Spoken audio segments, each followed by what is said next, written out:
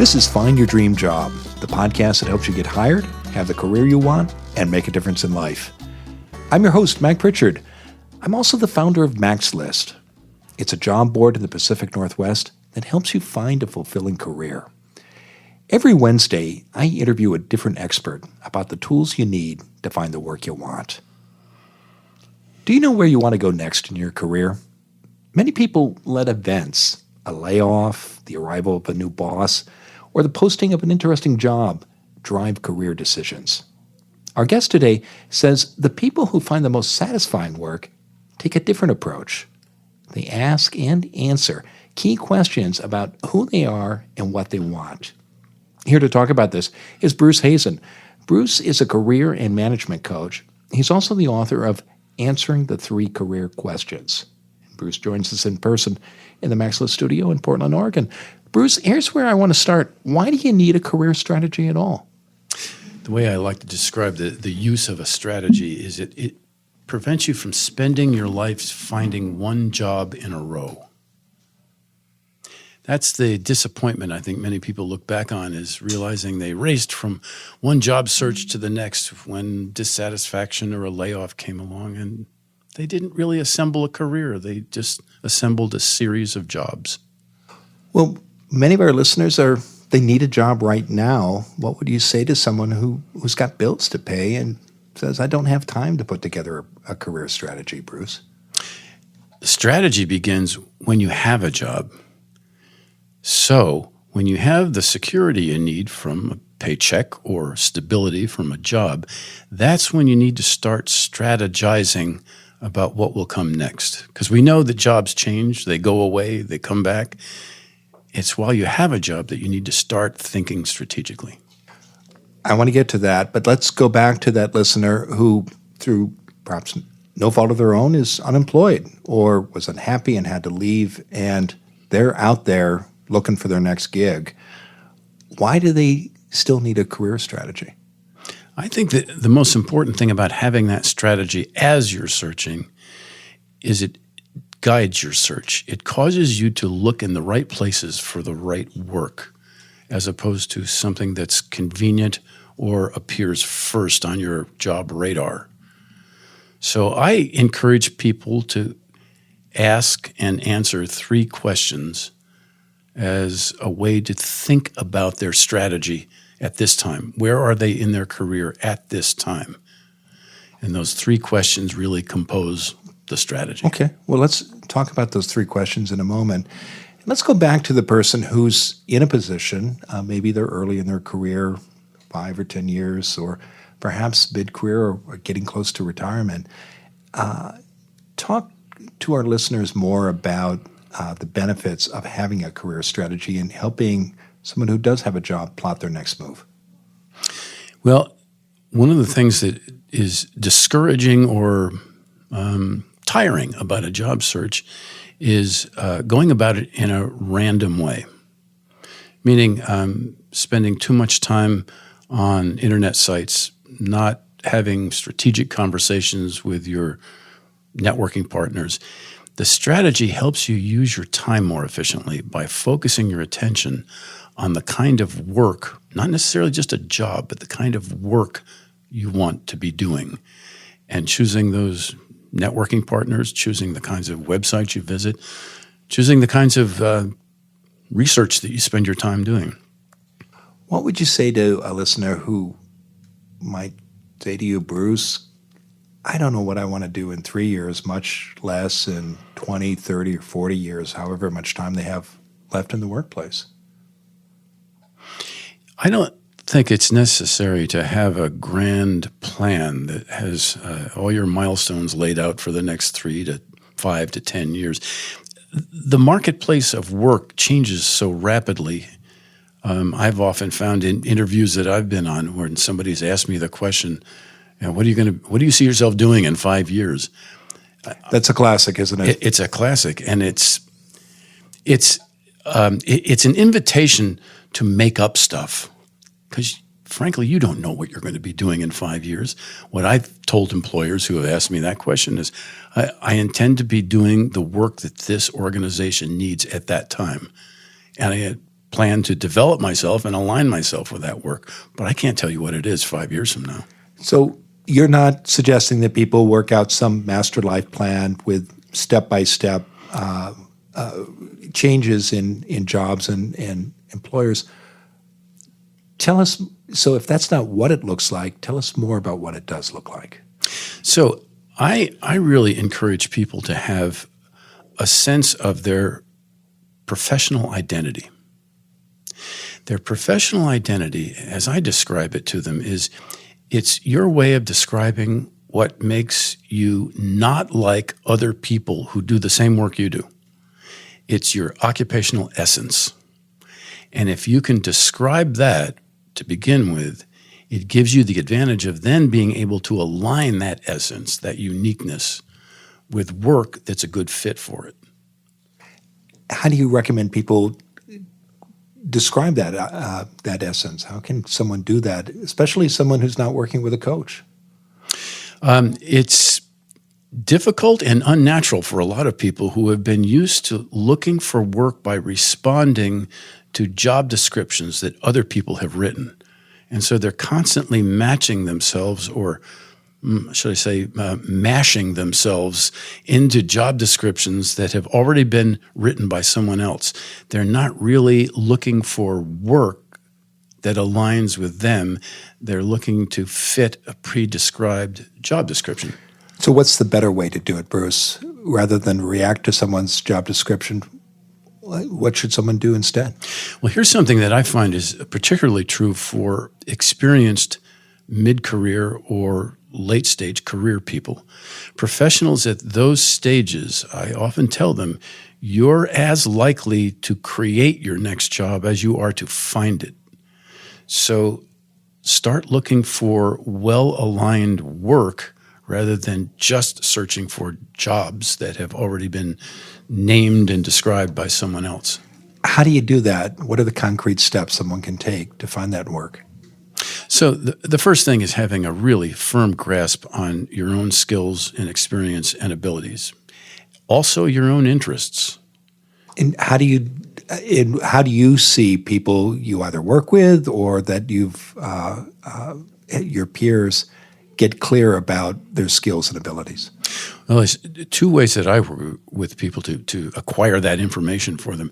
One is in the dialogue process, the questions I ask, the kinds of dialogue we get into, the questions that I push that they've maybe never been called to answer before, that pushes them beyond the level of their current thinking about themselves and especially their accomplishments.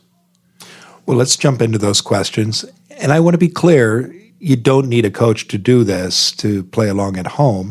This is a process that anybody can go through on their own, isn't it?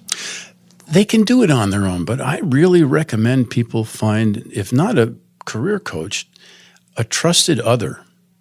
Because I call my office the Think Out Loud Laboratory, because I've found over and over again when people hear their own thoughts out loud, they start to either understand them better or be able to express them in new ways to other people. And that process never refines itself that way if you're doing it all in your own head.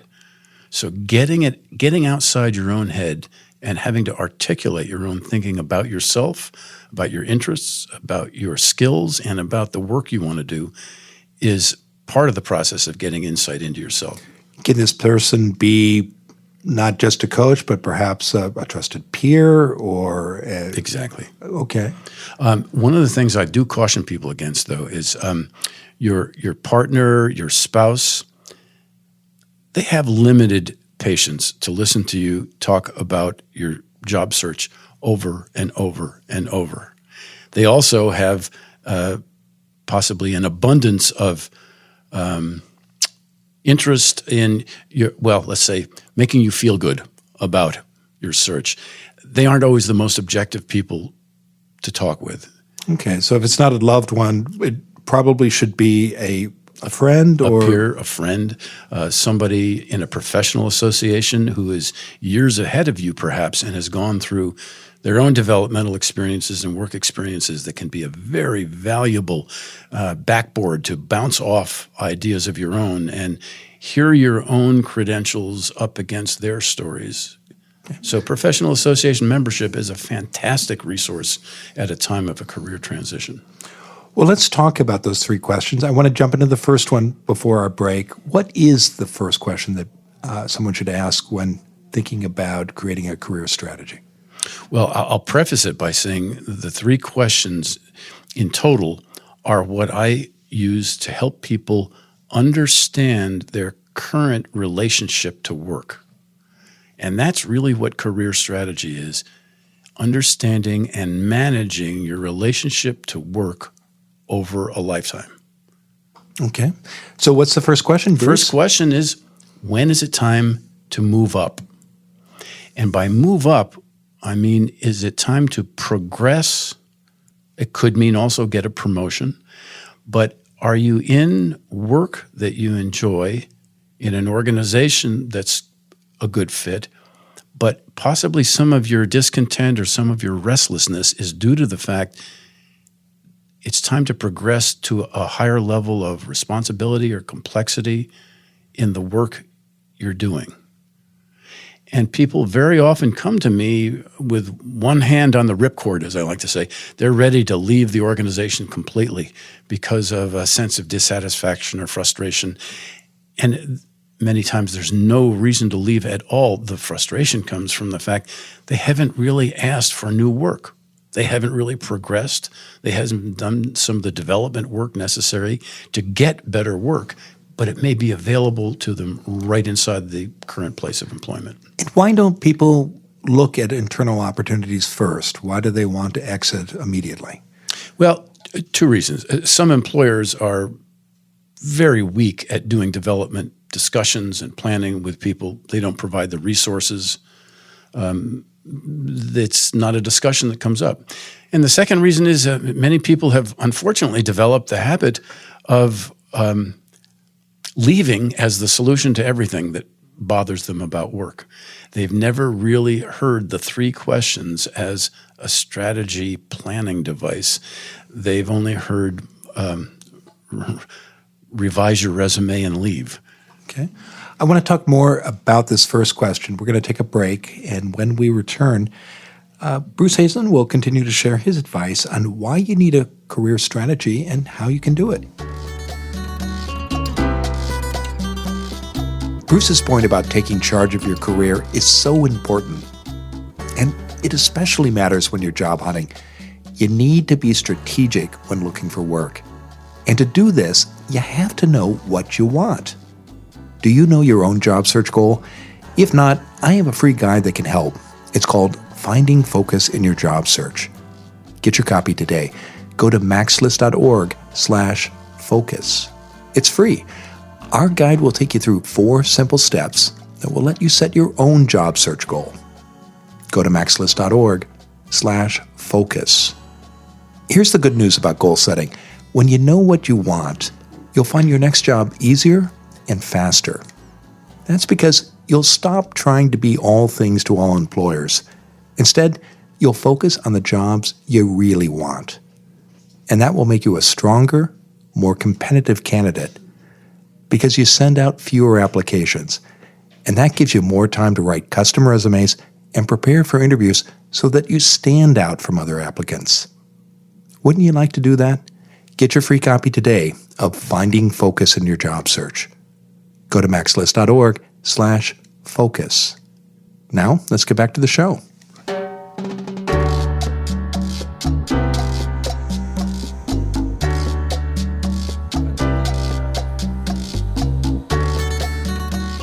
We're back in the Max List studio. I'm talking with Bruce Hazen. He's a career and management coach. And Bruce, before our break, we were talking about career strategy and how to do it and why you need it. And you were emphasizing the importance of asking 3 questions. And you touched on the first one. Look inside a company before you think about leaving. And what would you say to a listener, Bruce, who might be in a very small organization with 3, 5, 10 people, and there's not a lot of turnover. In an environment like that, you may have maxed out. You may have hit the ceiling of opportunity that's available in a small organization. But it still begs the question, if you move to another job in another employer, is it still time for you to look for work that would represent progression? Not just finding the equivalent of what you're doing today, but something that really gives you a stretch and puts you back in a more satisfied frame of mind about your work. So you want people to focus on the skills and the work itself, not on the title and the position. In other words, the problem might not be that it's the employer, it's about where you are in your career. Yeah, exactly. Okay. What about question number 2, Bruce? So the second question is the one that most people come to a career coach ready to answer, and that is it time to move out? This is leaving a company. Well, no, not necessarily. What that question implies is, yes, could mean leave a company, leave an employer. It also begs the question of, is it time to move out of a relationship you have with perhaps the boss you're working for, the team you're on, or the project you're currently working on? If it's time to move out of one of those relationships, it may not mean move out of the organization altogether. Again, it's looking for better fit and looking locally first, and then moving to an altogether exit if absolutely necessary. So in the first instance, that first question, it's not about leaving a relationship. It's about looking for new opportunities. This is about perhaps staying, in your second question, about staying inside an organization, but ending that relationship. Exactly. And moving to a different one internally, or at least examining that possibility. So why do you draw a distinction between those two sets of circumstances? The move up and the move out.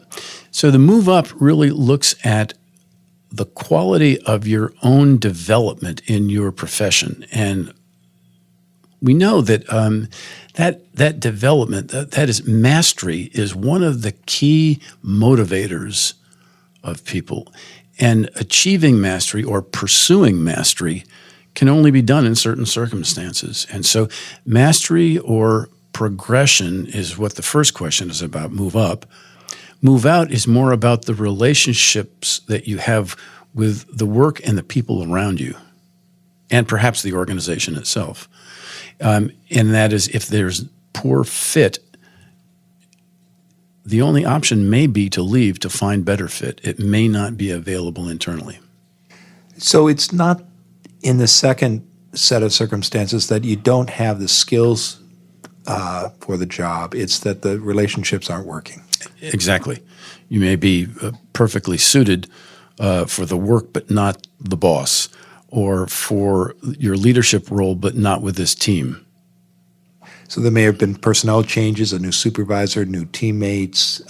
There have been shifts. Exactly. Right. So nothing has stayed the same. And there's also times that organizations in an intense period of mergers and acquisitions, many people wind up having their organization bought right out from under them and merged into another organization that has fundamentally different operating styles and different values.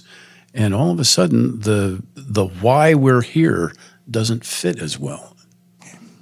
What about the third question, Bruce? Third question is about, when is it time to adapt your style for greater success? What this is getting at is the notion that you may be in a place that you like, you may be doing work that you're well aligned for, but you can tell you're not getting the success or the traction that you want inside this organization. And for insightful people, they very often realize it's not everybody else's fault. There's something I'm either doing or not doing here that I need to adapt. I'm just not sure what it is. But I want to stay. I want to do better. I need to know what are the most critical things that I can do quickly and most responsively that'll make a difference in my success. And so the change has to come from inside. There's learning that has to be done. Exactly. Okay. They can use the coach very often to help them identify circumstances or environmental circumstances around them that are limiting or blocking their success or that are confusing them and they're approaching it inappropriately. So the coach can be helpful, but ultimately this comes down to more of a coaching strategy, not a job search strategy. Well, let's talk about how people can use the answers to these questions to plan a career. What does someone do who goes through this process, and how can they apply this information to their career planning? Well, I love to tell the story about a client that I worked with about 6 years ago. A very experienced financial professional came to me. She was at a VP level in a technology-driven company, very experienced. And her initial question that we identified that she thought she wanted to answer was, do I need to adapt my style? I think I'm doing something wrong here. I'm struggling. I feel frustrated. When she really described her setup with the team she had, the kinds of processes she was setting up, she was actually doing extremely well as a leader, making really good judgment calls, coaching people well. And I said to her, the more we talk about this, I think you're spot on. I understand you're frustrated, but I don't think we need to change you. Tell me about the environment around you and your boss. She went on to describe the setup she had with her boss, and I realized there was a real problem. He had given her a lot of responsibility but very little authority. He had taken on a role that she really should have had as CFO, but he wasn't really managing it well, just giving the work to her. At that point, she thought, well, then it's time for me to move out. I want you to help me with my resume, and we need to leave. And I said, well, wait. You're doing really well with your team. You've mastered the work really well. You're doing everything at the CFO level. I think the question you really need to ask is it time for you to progress to the next level?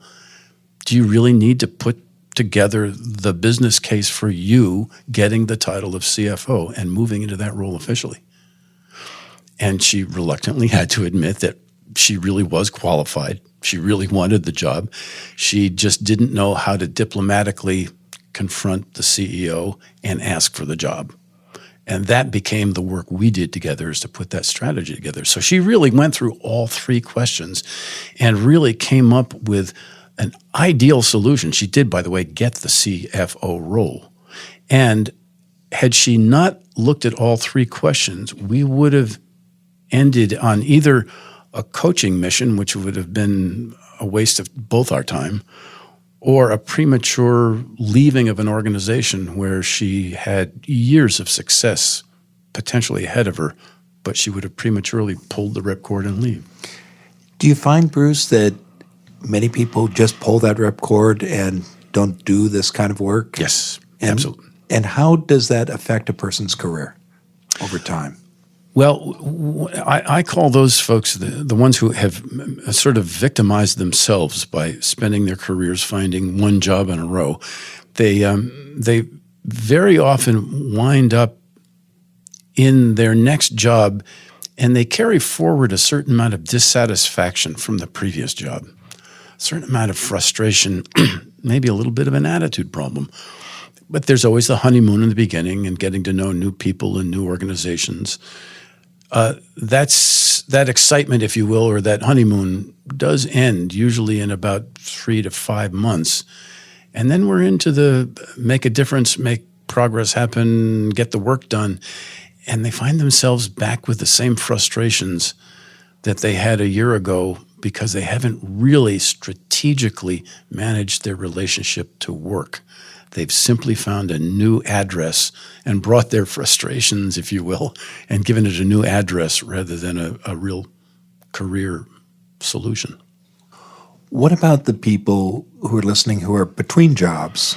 Again, how can they apply these three questions and the lessons that result from answering them to a job search? Well, I think one of the advantages when somebody does experience a layoff or the end of a job for whatever reason, and they're in between, they have time to think in ways and address questions that they don't have when they're rushing from Monday through Friday and staying late at work and, taking the to-do list to bed with them. This gives them a chance to think about the three questions. So if we go back to that story of the financial professional, were she not fully employed, we could have and should have addressed the exact same three questions. Let's say she had prematurely pulled the ripcord and left and come to me to talk about why she left and how to find the next job. The same three questions she could have asked herself. Those same three questions would apply. But there'd be a different result because she's no longer at the company. So she's Right. not going to pursue the promotion. So what she could have examined, or what we would have examined, let's say she had left, is looking at that first question, is it time to adapt your style? We would have reviewed the circumstances and probably come to the same conclusion. She was doing really good work with her team and with her leadership style. She pulled the ripcord, so she did move out. But as she would have described the circumstances, and especially that relationship with the CEO, we could have once again identified, there was a relationship there that you never really tried to fix or change. What if you had, and then we could have done the hypothetical, but nonetheless, walked all the way through here in the Think Out Loud laboratory. We could have played it all the way through to say, supposing you had gone to your CEO and made a very good case for a promotion, not an exit strategy, but a promotion. Once again, I think in her case, she would have recognized that's really where I wanted to be. It's where I deserved to be. I just didn't know how to present the case. And how could someone apply a conclusion like that to a job search? So now we look at, well, what's next?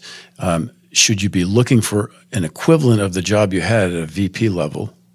And the answer is no. You really should be looking for a CFO role, one that includes that level of responsibility.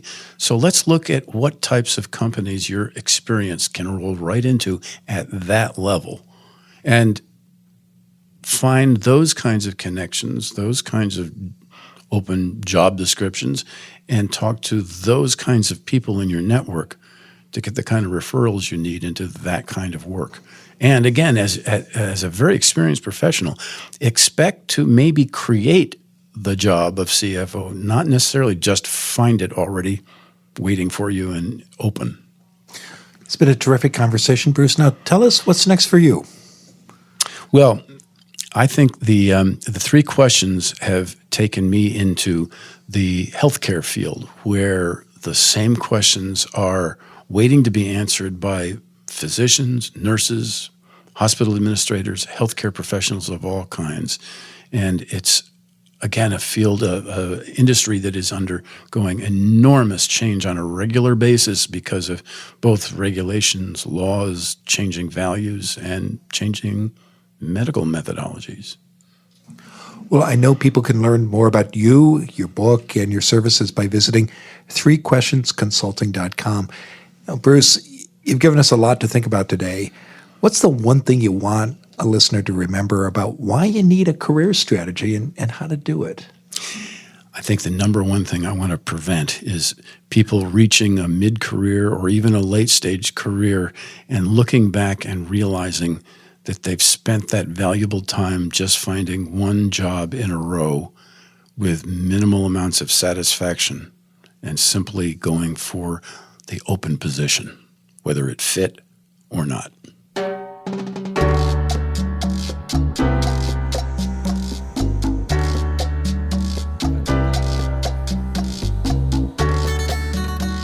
Here's my big takeaway from my conversation with Bruce. That's the importance of not thinking about the next job, but thinking about your career as a whole. You got to have a plan, just as you've got to have a goal for your next position. But don't make that goal for your next job drive your whole career planning. Step back and think about the big picture.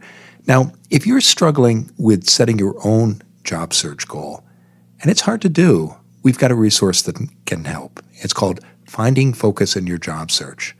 It's free, and you can get your copy today by going to maxlist.org/focus. maxlist.org/focus. Again, that's maxlist.org/focus. When you're job hunting, you will hear no almost every day. How do you keep your spirits up in the face of that kind of rejection? Our guest next Wednesday is Elizabeth Borelli. She'll explain how to deal with job search rejection. Until next time, thanks for letting us help you find your dream job.